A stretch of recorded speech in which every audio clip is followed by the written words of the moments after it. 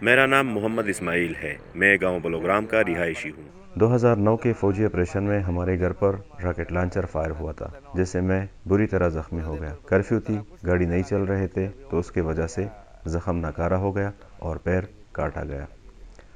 زوردار دھماکے سے ہمارا گھر لرز اٹھا۔ میں اوپر چھت پر تھا، مجھے پتہ نہیں تھا کہ میں زخمی ہو گیا ہوں۔ نیچے اترا تو بے ہوش ہو گیا۔ جب ہوش میں آیا تو درد کی وجہ سے پتہ چلا کہ میں زخمی ہو گیا ہوں۔ اس وقت میری عمر 18 سال تھی۔ کرفیو اور شیلنگ کی وجہ سے اس دن گھر میں پڑا رہا۔ دوسرے دن ہسپتال پہنچایا گیا، وہاں 3 دن پڑا رہا۔ ڈاکٹرز نہیں تھے تو وہاں سے پشاور لے جایا گیا، لیکن حالات کی خرابی کے باعث 4 دن میں ہم پشاور پہنچ گئے۔ درد اور تکلیف کی وجہ سے میری چیخیں نکل رہی تھی۔ رشتہ دار خوار ہوتے رہے، لیکن کہیں سے بھی گاڑی کا بندوبست نہیں ہوا۔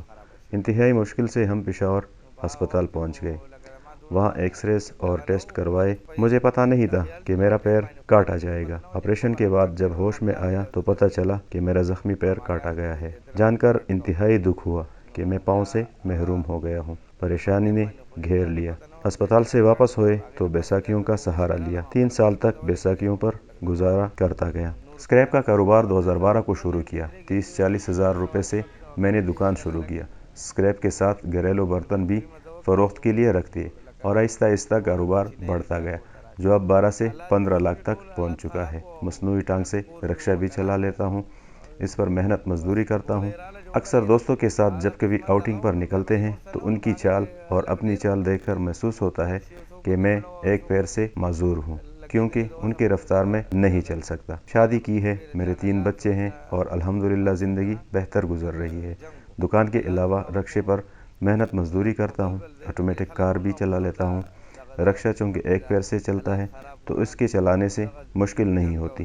3 سے 4 گھنٹے تک رکشے پر مزدوری کرتا ہوں اور شکر ہے 500-600 روپے تک اس سے کما لیتا ہوں۔ میری زندگی بہتر گزر رہی ہے۔